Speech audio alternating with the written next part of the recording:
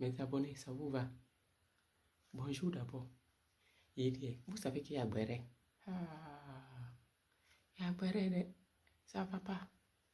Hey, on va parler dans quelle langue?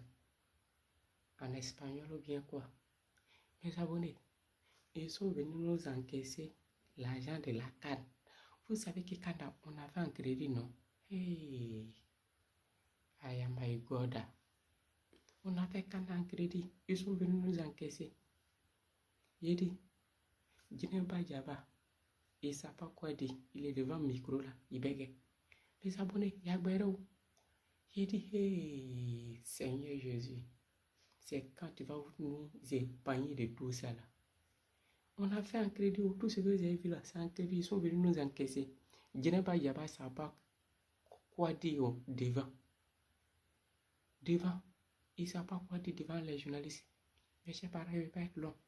Là-bas, indique-nous. Bonjour Monsieur le Ministre, Binta Diagne de RFI. Ces derniers jours, plusieurs chefs d'entreprise se sont plaints de ne pas avoir été payés 9 mois après l'organisation de la CAN à laquelle ils ont contribué. Pourquoi 9 mois après ils n'ont pas été payés et quand est-ce qu'ils le seront? Merci beaucoup. Merci de votre question. Je ne dirais pas qu'ils n'ont pas été payés, je dirais que le solde de leur facture n'a pas été payé parce que toutes ces entreprises ont commencé à être payées. Maintenant, il faut solder, c'est vrai. Donc, le COCAN est en train d'y travailler.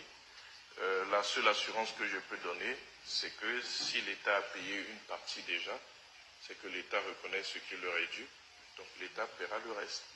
Maintenant, je ne peux pas vous dire quand, parce qu'il y a des contraintes budgétaires qui m'échappent.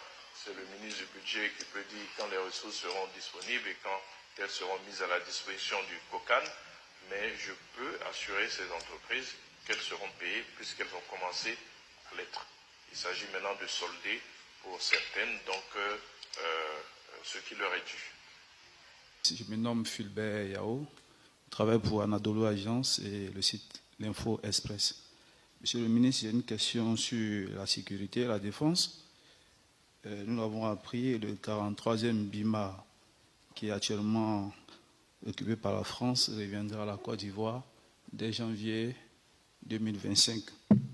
Monsieur le ministre, est-ce une décision sous pression de la Côte d'Ivoire, comme le font certains pays sur l'armée française, ou est-ce une décision volontaire de la France de quitter le 43e BIMA? Puis la dernière question, pourquoi certains militaires français vont rester en poste au 43e BIMA? Est-ce que ça s'explique?